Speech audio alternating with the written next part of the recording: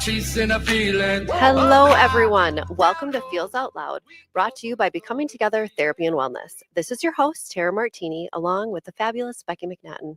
We are glad to have you listening as we live and share stories of mental health. Hi, everyone. Hello. I've really been looking forward to this show because we're, of course, always focused on mental wellness.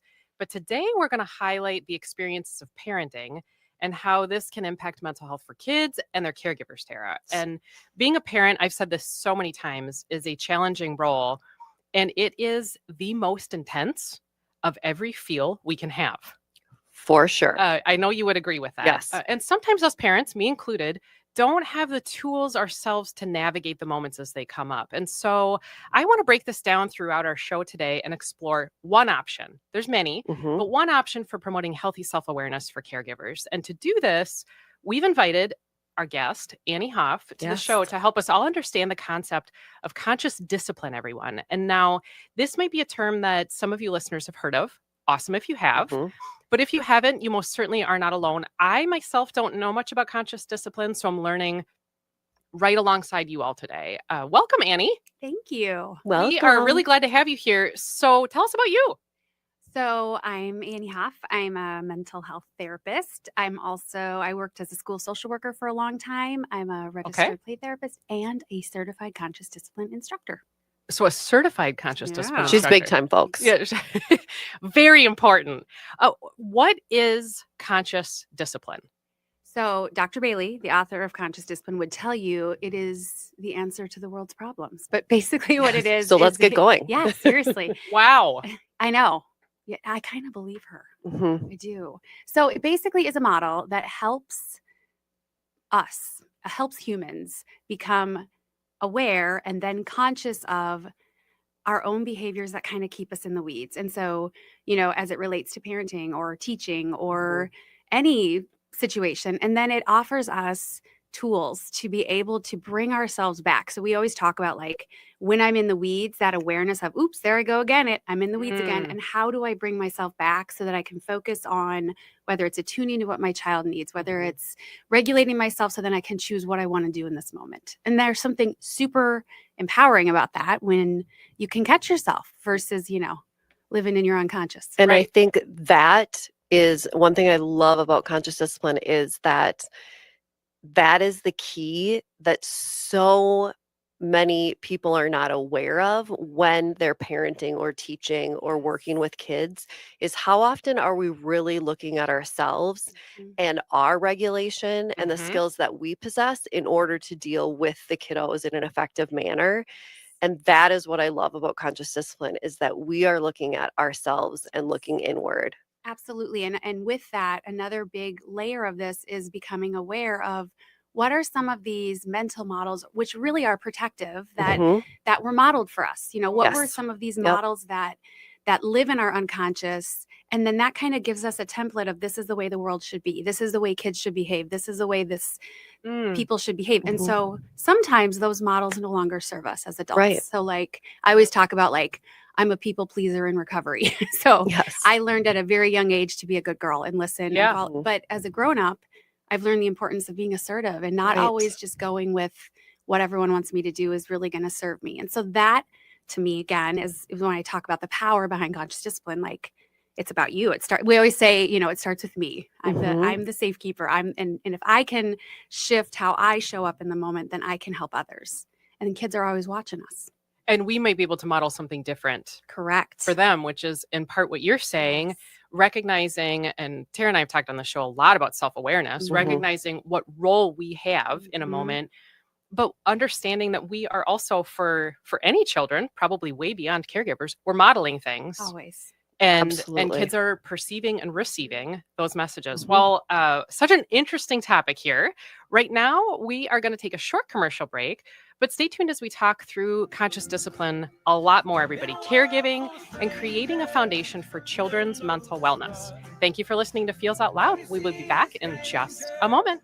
Trying to find what you lost. You can't go it alone.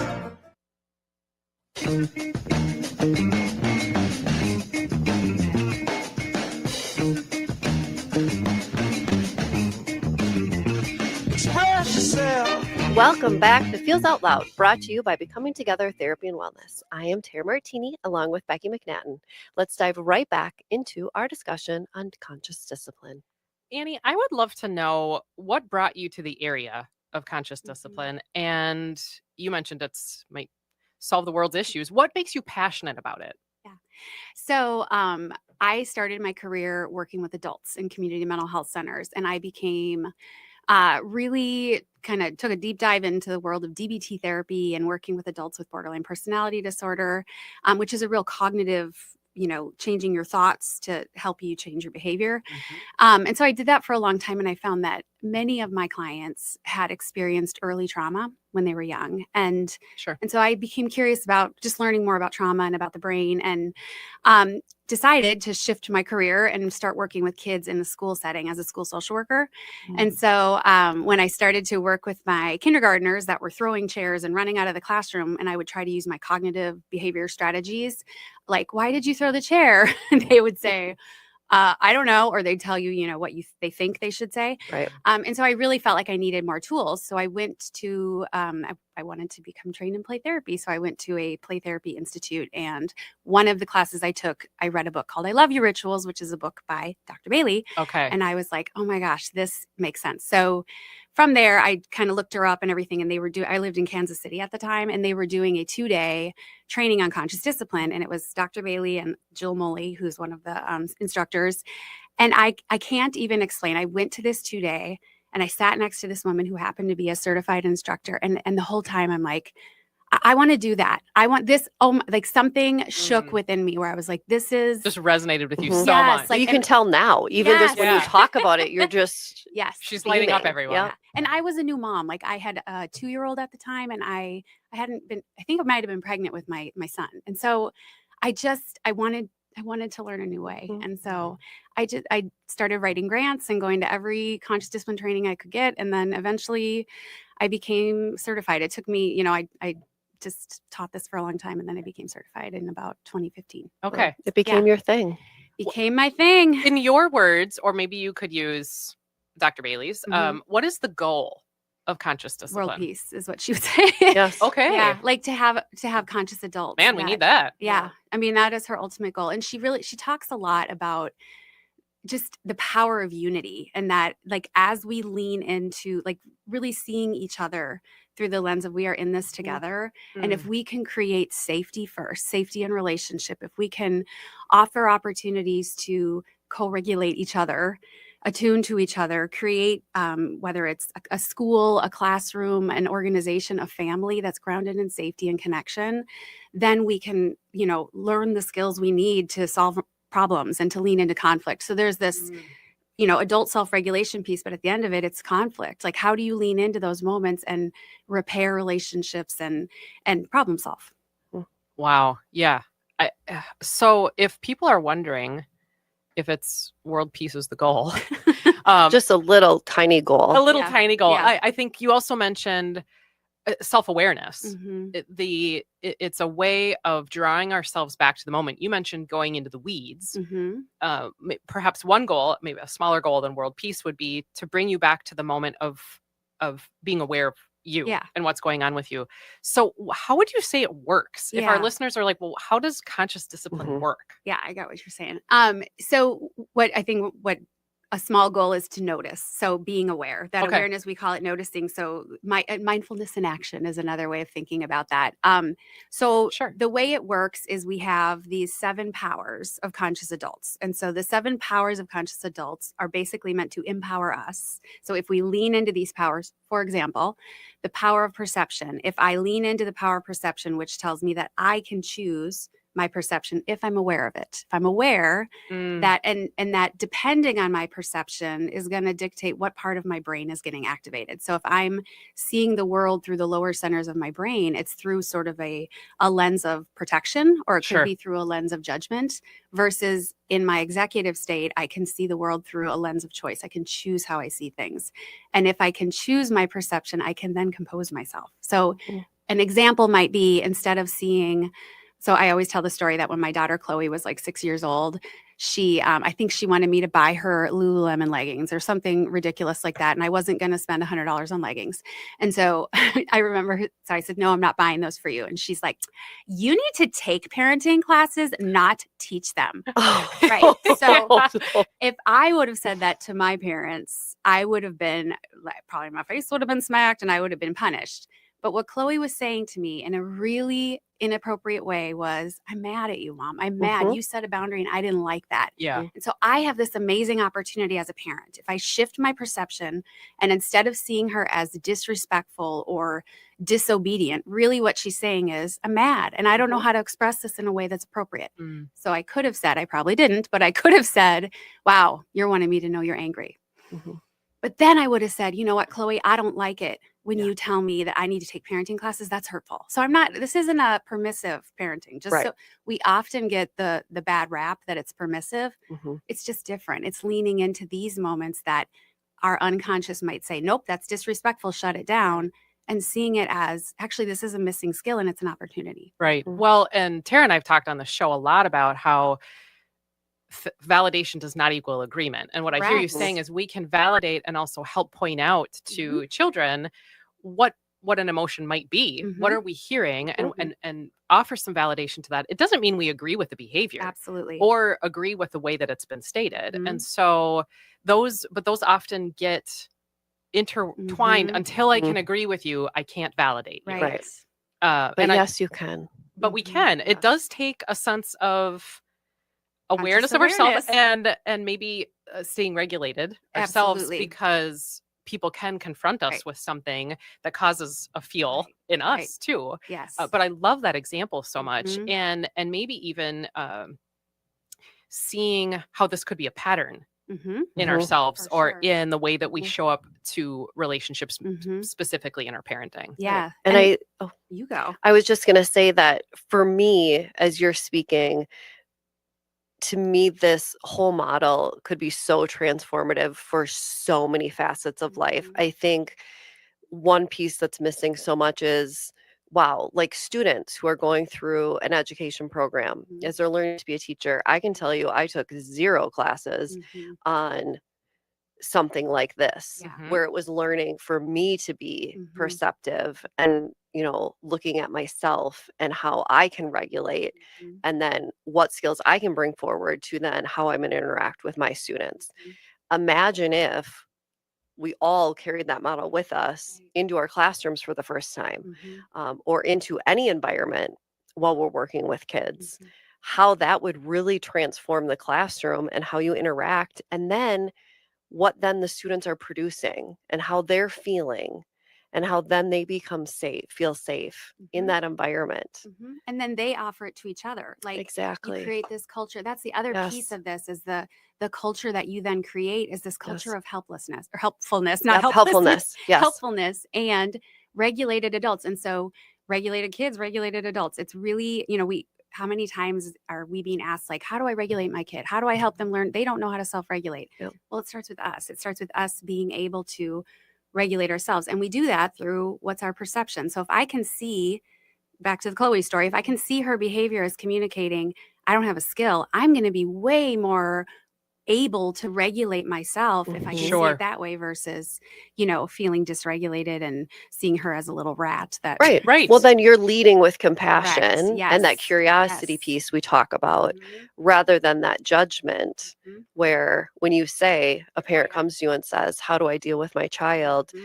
My first question will be, well, do you know how to regulate yourself, in that situation? And I bet a lot of them are like, oh, I've never thought about that before. Right. And the other beautiful little, like, Dr. Bailey has all these little nuggets that are just helpful to remember. And one of my favorite, and that I always tell teachers and parents, is what you offer to others, you strengthen in yourself. So every single time I show up composed, when a child is dysregulated, I'm giving their brain a different experience, but I'm also giving myself, like, that regulation, like, reminder, and that neuroplasticity that happens the more you do that. And so when they talk about the powers, that's really how they empower us, because the more you practice that, your brain changes and you become more able to bring yourself back. Hugely reparative for ourselves. Conscious discipline says that the biggest threat to a child's safety is an out of control adult. And the key to safety is a conscious, mindful adult. Could you say more about that? Yeah. So back to the idea of like if I see a behavior as that's disrespectful, that's, bad, that's inappropriate, I am going to automatically react from the lower centers of my brain. And so as an out of control adult, I'm screaming and punishing you. If I'm punishing you for bad behavior, it is really my own dysregulation that's being projected onto you, and I am not able to see what is the call for help, because we know all behavior is communication. And so the only way that I can be helpful is if I'm able to regulate myself so that I can see what is this child, this other adult, this parent, this husband needing in this moment. Sure. That's the other thing I talk a lot about my Completely marriage, see that. like how helpful it is to, lean into those moments of conflict again in a different way. Yeah. Well, I can see how, although the intention of the show is to talk about caregiving and parenting, that this would probably change the way someone shows up in their relationships. Absolutely. When we talk about, and you've mentioned the 7 powers of conscious adults Yeah. a couple of times, I want to get to those because they are the foundation of conscious discipline. And I'm going to list them, but then I want to ask you about each of them. Got it. So there's 7 powers, everyone. The power of perception, the power of free will, the power of unity, power of attention, power of acceptance, power of love, power of intention. These might be a list of my favorite words. Yep. I think Taryn agrees with that too. So, wow. Yeah. And the assumption is every adult has these powers. Maybe every human Within has these them, powers. yes. But first one there, power of perception. Tell us about this one. So the power of perception basically tells us that no one can make you angry without your permission. So if I So strong. if I am aware of my perception, and I can then choose what's helpful. I can choose how I see something. However, if I am, we use the word triggered in conscious discipline, but activated, I think is helpful. If I am activated, I am going to see things from the lower centers. My perception is going to be either threat or nope, it's triggering my insecurity. This shouldn't be like this. That's not okay. But from my executive state, I can see the call for help. And that's really and so if I lean into that power, choose my perception, then I can access my skill of composure. So what's important about the powers and the skills is we have these 7 skills that are basically a mirror of the power. But in order to access the skill, you really need to lean into the power. So I could put Makes them all total together, sense. all 7, if that's helpful, of like how they all kind of fit together. Would that be helpful? Let's do it after we talk about all 7. Yeah. Okay, perfect. The second one is the power of free will. Yeah. So the power of free will tells us the only person you can make change is you. So if you've ever tried to get a smoker to stop smoking or a drinker you can't. At the end of the day, Right. you have to be the one to choose. And so we kind of talk about this analogy of the invisible beach ball that we all carry. That's our personal power, personal responsibility, our emotions. And when I take back my beach ball, I then get to choose. What am I going to do next? How am I? And so with children, when children come to us and say, I hate you, you need to take parenting classes, they're throwing their beach ball at us. And what we're doing is we are giving them back their beach ball and maybe offering them choices so that they can choose what to do next. But we first have to regulate ours. That's what free will is. Well, and it goes back to then the first one of perception, that the permission of, you can't make yourself angry without. Yeah. So third one is the power of unity. Yeah. So that's that belief that Beautiful we're all word. in this together. Yeah. And if I can lean into this idea that we are all in this together, that I can then trust that I'm not alone in this. And then I can lean into the skill of encouragement and encourage myself and others. Yeah, and I think a helpful way to note that for our listeners is the word this. It could be this moment. Yeah. It could be a capital T this of life and all of its things, but we are in this together. If you are in an interaction, we are in this Yes. situation and the circumstance together, not necessarily adversarial. Right. Which is what I hear from that power of unity. It doesn't have to be so global in kind of a life framework or view, but this moment, hey, the reality is we're in this. Right. Well, and if you look at it from the perspective of whether it's a preschooler or a middle schooler, they're going to see it as, well, it's me against you, right? But the minute you reframe it into, we're in this together, like we can do this Right now. right here. We call it Yes. shared power. You Yeah. got it. We're in this together. We're gonna, Yeah. and that's very attachment languagey too. Yes. We're gonna figure this out together. Yes. Yeah. Mhm. The fourth one is power of attention. Yeah. So what you focus on, you get more of. So our brains have a negativity bias. We are constantly focused on what we don't want, especially when we're upset. So the power of Huh. attention actually empowers us, especially in those moments of frustration, to first be aware and then shift your attention to what do I want in this moment? And that automatically is going to help us upshift to a higher center of our brain. And then we can focus our attention on what we want and access skills of assertiveness and setting boundaries and, saying what we mean. Assertive commands, Having a voice. having a voice. Yeah. Well, and even in your example about if you focus on the emotion Mhm. and highlighting that back to your kiddo, Mhm. you're going to get more of that thing. Mhm. Mhm. Right. And if you can help them name that, you're going to get more of that thing. Mhm. That makes so much sense to me. Mhm. The fifth one is power of acceptance. Mhm. That's Say a more. tricky one. Mhm. So power of acceptance basically says that what you resist persists. I know Becky Bailey didn't come up with that, but it's the idea is that things happen that are hard. And when we Yes. can accept the moment, it gives us this opportunity to feel all the feels so that we can we use the analogy of a bridge so that we can welcome the feelings instead of push them away or medicate them or, avoid and resist. And then when we really can let the feelings bubble up and metabolize, then we can get to the other side, which is so what do I want to do with this? What do I want to do? How am I going to problem solve? Am I going to use my assertive voice? And it helps us have the skill of empathy for ourselves, for others. So managing what's bubbling up. Mhm. Rather than to stifle it, Correct. which is how lots of our responses Mhm. show up. We want to get rid of Yes. whatever the distress or even conflict Mhm. is. And Tara and I've talked about that when we've done shows about conflict. Mhm. And this is hard. Mhm. Mhm. We did a show several weeks ago about DBT actually, Mhm. and we talk about the concept of radical acceptance, Yes.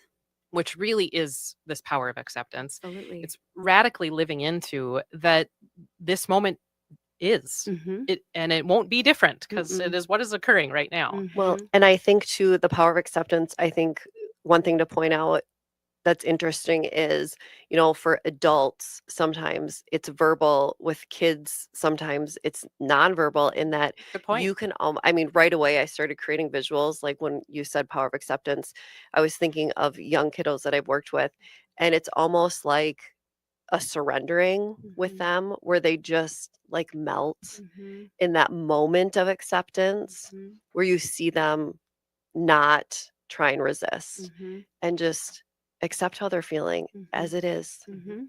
right? Yeah. And because they sometimes just are too young, they just can't verbalize it, but you see it somatically, Mhm. like the moment that Physically, they do. too. Yeah. So the sixth power is the power of love, and not a Celine Dion song, No. but say more about the power of love. So the power of love is basically the idea of choosing to see each other with loving eyes. So we especially talk about this a lot when someone is doing something hurtful. Mhm. And instead of seeing it as that person is just a pain in the brain or a rat or whatever, that we're choosing to see, oh, they were hoping that I was going to do this Yep. and this is what they did. And then we get to again choose, but it helps us again stay in that thinking part of our brain. And so we teach a lot, like with parents, I'm working actually tonight, I'm doing a training for parents about positive intent, about how to, in the moment when there's conflict, Mm. how can we acknowledge Yeah. what is that child really wanting? So, oh, you Mhm. were wanting more time to play. And then when it's time to be all done, next, and then giving them the skills in the moment. But so positive intent really does just help us see that behavior as communicating missing skills, both in ourselves and in our kids. Makes Yeah. total sense. Mhm. And the last one is power of intention. Mhm. Yeah. And it's the last one because it requires all the other 6 powers for intention to be helpful. Well, for the skill of intention to be helpful, and the skill is consequences.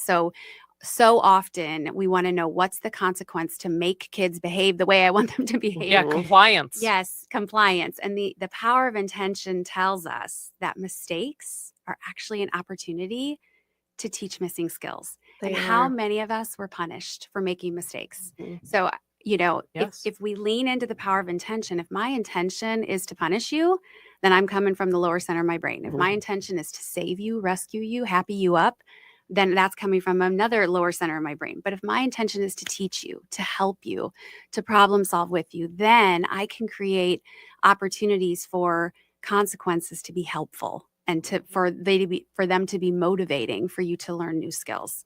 But if I'm in a lower center of my brain, I'm just going to punish you, or I'm going to abandon or rescue you. Right. It's an opportunity to get closer to what you Right. want. Exactly. But it requires that we shift our perception, that we focus on what we want, that we take back our power, that we accept the moment as it is, that, like all of those skills come together. And that's what's so hard about this model is it's a lot. It doesn't just happen. And takes a lot of practice. A lot of practice. Yeah. And when you're stressed, your window of tolerance is so much smaller that it's hard. It's hard to catch yourself. It's hard to lean into those moments. Especially when an aspect of what puts us into those lower spaces of our brain is this perception of judgment from other people. We want, as parents, we want to have the child who listens and behaves and looks compliant, who does as they're told, and it moves us into our own shame spaces if we see or it's demonstrated that it's not those things. It does something for ourselves on what I've deemed as successful parenting or what I wonder about other people thinking about me right now. And so, and that's real. It's totally real. Yes. You can't say that isn't true. I would just say that's life of a parent, the fear of being judged constantly. Yeah. And the fact that we are being judged, that is a real circumstance. So to live with that and to know that, and to practice something else when we are actively distressed, this takes a long time. Yeah, it is. And in those moments when you do it, it's so empowering, right? The moment you say like, okay, I'm going to take a breath. You're wanting me to know you're angry. I got you. I hear you. And then you like kind of see a shift in the relationship. And then, I mean, I of course have had many, many, many bumps along the way. I'm by no means a perfect parent, but to see my children are now, almost 20 and 17, and to see the emotional intelligence that they have that I'm still working on, to be quite honest with you. And that is like, you can just feel a difference. And I'm so grateful because of this. Yeah. There are a couple of key tenets about conscious discipline that I want to go over and I want to ask you about. The first one is regulation starts with adults versus the traditional approach that focuses on a child's behavior. The second one is behavior is communication. You mentioned this, not a problem. That's a paradigm. That's a reframe from. The third one is co-regulation builds independence, and the fourth one is we are one coherent system, not competing initiatives. And what would you say about any or all of those? I think so. Because I also work in early childhood, this just like it blends with everything we try to do as best practices in early childhood, which is this idea of we want to create the we first, like that co-regulation, safety, and relationship, and build up your skills so that you can go out and explore the world. And when I think about conscious discipline, it's kind of the same idea that we want to create the culture within our programs that is on this shared power, that we are in this together. We're going to build on each other's strengths. And when there are problems, that we're going to create enough safety and connection that when problems occur, that we can like come together and have repair moments so that we just become stronger along the way. And so the other thing that you had mentioned earlier that I wanted to point out that goes along with this is one of the biggest shifts is really shifting from this idea of compliance. So many of us were trained in school. We're trained certainly as models still for us in work. As parents, maybe in work. Yeah, like us adults, like do what you're told. Yes, do what you're told, and if you don't, that's bad. And so shifting that mindset around the end goal with children isn't to get you to comply, it's to help you be more likely to choose. What might help you be more likely to choose to finish your homework so that you might be more internally motivated too. It's like, because that's the goal, right? Is to build that internal motivation system. And so it, again, requires me to be able to be in the thinking parts of my brain so that I can offer co-regulation so that I can attune to what you need and I can see the behavior as missing skills. Well, I can see what you're saying, Annie, in that if we are from spaces, lower parts of our brain, what we're also doing is fostering modeling being in lower parts of our Mhm. brain, which would nurture things like a helper complex or people pleasing You complex, got as you mentioned, because Mhm. if we're saying comply Mhm. and someone says, well, I'll do that then, Mhm. you mentioned good girl, I'll be a good girl. What we're not doing is encouraging someone to operate from their executive space in their Right. brain. And they are only building that I'm good when I comply. I'm good if I'm people pleasing. And then what happens if someone doesn't like me? Or what if I get constructive feedback? Whoa, Right. how do I It's take that failure. in? Because the mistakes aren't okay, right? You have to be good, and everyone has to be happy. And then you lose yourself. So that gets back to that interdependence thing. You need how do you build that sense of self so that I can lean into those moments when I make mistakes and learn from that and say, oops, oh, I'm going to do this a different way next time. Mhm. And that's when we talk about consequences. That's really what a consequence is, being able to reflect, ooh, I did this thing and that wasn't helpful. Next time I'm going to do it different. Well, that requires me, first of all, to have the reflective capacity to do that and to be motivated and to care. If I'm just worried about, do you like me? Are you happy with me? Then maybe I'll do it because I want you. But some of our kids come to us armored up. They don't care. They don't Mhm. care if you like them or not. Right. Right. And then that's when we get into power struggles. Mhm. Right. That makes so much sense to Yeah. me. There are some key strategies, and you mentioned one earlier in the show, but conscious discipline has many. Yeah. And so we won't get to all of them. And of course, you have a certification in this. Like this Mhm. takes a long time to learn about, and I nobody's going to be an expert in conscious discipline from listening to this show even today. But it might spur them to say, "I want to learn more about this. I Mhm. want to read some of the resources or things like that." But I would love for you to tell us a little bit about some of the strategies. I love you rituals, the safe place, feeling buddies, and baby doll circle time. Okay. Any or all of those, and we're going to ask you some questions about them. Okay.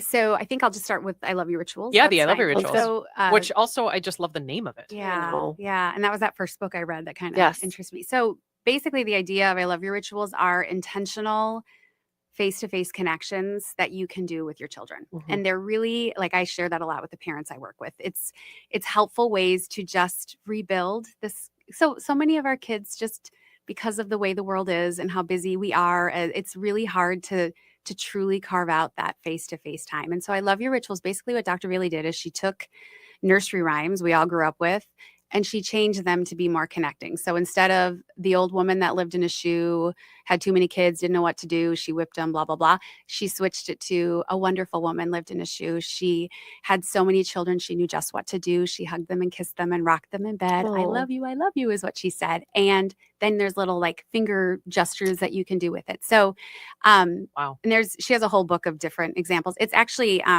based on attachment. If you've ever heard of TheraPlay, it's kind of a similar Yes. lens to that, where it's having that face-to-face connection. And so those are just helpful structured ways to practice some of the ways to connect, especially in harder transitions. Like bedtime can be really Mhm. hard, and so I often encourage parents to have maybe like 2 I love you rituals as part of their connection. Sometimes you might see in the waiting room. Sometimes I do I love you rituals at the end of our therapy sessions, where I'll maybe have a parent and a child do an I love you ritual as a way of transitioning out, because that can sometimes be stressful. Mhm. So Makes sense. yeah. Such a good idea. And what a different paradigm in being intentional about having check-in times Mhm. around love. Yeah. Yes. That actually isn't one of the constructs of the society we live in. So Mhm. what would change even with that? Right. And the other ones, just to kind of touch on, is like the safe place is really meant to be a structure to practice the skill of self-regulation. We talk a lot about that we as adults are portable safe places before we create safe places, but this is the shift from time out, it's time in. It's teaching children that when you become upset, there's a place you can go to calm your body down, and you can welcome your feelings. And the Feeling Buddies curriculum is actually a curriculum to structure the safe place. And the idea is that we have all these, similar to Inside Out, you have all these Mhm. different feelings, and we might have been taught, you're fine, you're fine, you're fine. Don't be upset, just be happy. And so Yeah, instead, we're doing the yeah. opposite, which is welcome. Angry has a message for you. Angry's message is breathe. Mhm. So you can see things differently. Or maybe Angry's message is you didn't like that. Somebody crossed a boundary and that wasn't okay. That's helpful to listen to that, right? Mhm. And so the Feeling Buddies curriculum teaches us how to like retrain for some of us, or train. The nice thing is with kids, it's so easy to teach this as their first language or their first Yes. way of being. Yes. And so that's the, and Baby Doll Circle Time is another curriculum that's meant to offer that face-to-face connection in group care. So many of our kids Got it. have, don't get, because they go to group care, you just can't. As if you have 2 adults and, 10 kids, it's hard to give them the face-to-face connection. And so it's reliving those I love you rituals with the baby dolls. And it's the same idea where they get that face-to-face. It's really a lovely curriculum. I've used it a lot in my day treatments with children that have experienced trauma to get a new experience of that face-to-face. And kids love it. And it's so cool to see like we look for hurts on our babies, and some of our kids will be like, my baby has lots of hurts. And I'm like, we need, or my baby needs to breathe. You know what your baby needs, Oh. which is really lovely. So they actually are holding a baby doll. Yeah, That's why yeah, it's called Baby yeah, Doll Circle yeah. Time. You can imagine then, listeners, kids in a circle Mhm. holding dolls, Yeah. and Yes. then They're utilizing the little the doll. caregivers. And we Yeah. sing to them, like we might be like, get your baby. And then we might find baby's nose or their toe, like you might do Yes. with a real baby, but you're doing it with the baby doll. And the idea is that we're attuning to the baby and we're having those Yes. face-to-face Mhm. experiences. So, and you're facilitating it as the Yep. teacher. That's incredible. Now, you mentioned a couple of resources that caregivers could seek out if they wanted to learn more. Yeah. So definitely we have a new website. It's www.consciousdiscipline.com. And if you go on there, there's a lot of free resources. If you go to there's a parent tab. The other thing is they are just starting, I think they do the monthly free webinars. And sometimes it's Dr. Bailey. It's different Oh, wow. certified instructors. You might see me some month where we're just talking about different topics. And so Dr. Bailey is really trying to make it available to the public. So and then there are books available too. She has lots of resources. Dr. Bailey's written probably like 10 different books. But the ones that are specifically for parents are the I Love You rituals. And then there's one called Easy to Love, Difficult to Discipline. Which I love that title. Mhm. When I saw the title of that book, I was thinking, if we could just start that way. I know. That it wasn't conditional on whether or not you were easy to discipline. And this idea of like love is given freely, Yeah. not because you've complied, Right. or because you've done what I told you It's to not do. conditional. Like it's no matter what. So even a beautiful title. And would you say that anybody can read these, or anybody can look into the resources? Yeah. And I'm just thinking about if there are adults who are listening right now who don't have children. Mhm. I've heard in the last many minutes that we can all do this, Absolutely. because the sense of call to self-awareness and how we are showing up is maybe our own reckoning Mhm. with what was modeled for us. How are we enacting that in the relationships with our coworkers, with our significant others? Mhm. That recognizing some of this, we might be able to see, what was modeled for me when I was a kid, Mhm. or what am I doing right now? That it seems like it's highly adaptable. Totally. And I mean, I think of it just the most with my husband. Like I've been married 21 years and I always say like, I am positive I would not still be married if it were not for the skills of conscious discipline. And That's incredible. I have a willing husband. Like he's willing to Yes. also like, because we both have patterns that aren't helpful, especially when it comes Everybody to does. conflict. Yeah. Yeah. So that's, answer to the world's problems. Yeah. Well, I was just going to ask you, how have you seen it make a difference? Well, certainly in my marriage, I think just capacity. Also, like, as in professionally, like being able for me to become I feel like it helps me do everything just a little bit better because it helps me regulate myself more. And the biggest thing is catching myself when I'm in the weeds. I mean, I still a lot Mhm. catch myself Because you're human. because I'm human, and I know I'm a better friend. I'm certainly a better mother because of this information. And it also gives me an opportunity to, make a living out of something I care deeply about, which Yeah. is great. Well, and I would guess that in seeing it make a difference, you've probably seen many kiddos interact with their caregivers Mhm. in profoundly different ways. And adults. And adults. Mhm. Yes. I mean, I am just thinking about what you must be able to get to witness in the coolest ways that you know is promoting life change for people that will have this ripple effect forever. So much to think about here. We are headed to a commercial break, but when we come back, we're going to talk through questions from you all. Feels Out Loud will process your thoughts in just a moment.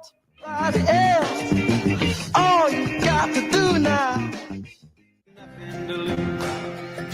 In a world full of strangers, you don't know that's right. We are back again with Feels Out Loud, and this part of the show is where we talk through questions from you, our listeners. If you have a question related to mental wellness, sharing feelings, or topics for each week that you would like us to process through, please visit our website at becomingtogethermn.com and find the Feels Out Loud page to submit a question directly, or email us at contact@becomingtogethermn.com. Of course, follow us on social media as well. We really do want to hear from you and what you are wondering about. And I love everyone that you are interested in conscious discipline, Yes. because I think we're planting a seed even with the show today in people knowing about the topic and wondering about it. And Annie, we had people who had several different thoughts about this, but one of the questions I thought was interesting was, I work in an organization that I think could benefit from learning more about this. How can I access help? So on the website, we have a form right on there that they can fill out, and then they would connect with somebody from our partner development team, and they'll talk a lot about the different ways that we can, based on whatever their needs are. Okay. Yeah. So go to Conscious Discipline's website, Yeah. look it up. And Yep. if you have, if you work in an organization that you think might be helpful to have someone like you Yeah. actually comes and Mhm. can provide some resources, that's awesome. Yeah. Mhm. Our second question was, are there tools you teach to help caregivers stay in a spot of regulation? Yeah. The first thing I like to teach is just talk about the brain state model. So the brain state model is based on what we know about the brain, and it's a metaphor, and it's a very easy, understandable. So thinking about that certain behaviors are coming from different parts of the brain and what each behavior is communicating. So just real quick, so survival state is that, lower center of the brain, almost like that fight or flight part of the brain. Sure. Behaviors tend to be physical. They tend to be, physical or shut down.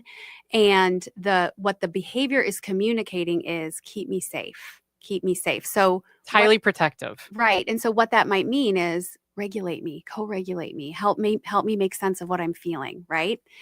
Or set a boundary. Help Sure. me, like we don't let toddlers run into the street. We set a boundary to keep them Mhm. safe. And then we have the emotional state. And the emotional state is always focused on what it doesn't want. It's judgmental. It's saying things like, you're not invited to my birthday party. I hate you. You're stupid. You need to take parenting Yes. classes. I was just going to say, there goes the you daughter. lived that, yes. And what that's saying is help connect with me, which also means understand me, offer me understanding. Mhm. And the executive state is saying, help me problem solve. So we think about, is the child or person asking for information, or are they looking for understanding, or are they just looking for safety? So even with adults I work with, if their defense system is on, I'm not going to start telling them, well, here's what you should do. Like that, nobody wants to hear that. Such a right? good point. Yeah, you just want to know in my presence you're safe. Mhm. And then maybe if you feel safe enough with me, that when you're upset, maybe I can offer validation and you can hear it as I'm holding space for you so that we can think together, how might we problem solve? So that's even the idea of helping parents understand the brain science behind it kind of unhooks the story we tell ourselves about, well, they Mhm. shouldn't be doing this, or Right. well, here's what we know about the brain, and this is how we know that shows up in behavior. Mhm. And also really helps get at this idea of, if we're going to move to talking about what to do about something, Mhm. we have to make sure those other things Mm-hmm. are Online. at least noticed, Yeah. Mhm. ideally addressed Mhm. or observed, because we've mentioned on this show, somebody's not going to be able to engage in problem solving with you if they are in that Absolutely not. safety seeking Right. spot. Right. And you have probably thousands of examples of this, even as a teacher too, Mhm. of if you're in these places with a person who is seeking safety, Mhm. this isn't the time to talk about sequencing. Yes. No. Or to lecture. Well, what did you think was going to happen? Right. When that's not helpful either. But how many times do we do that with little Yes. kids who are crying, Yes. and you're trying to go, Yeah. now why would you do that? Now Uh-huh. you need to apologize. Whatever. It's like, Yes. oh, we all need to wait. Let's Mhm. observe where this kiddo's at right now. And download our Calm. Yes. Ugh. And so that's the tools, downloading Yeah. Calm. I love it. Well, we're already at the end of our show for today. Thank you for listening this morning, and thank you for being on, Annie.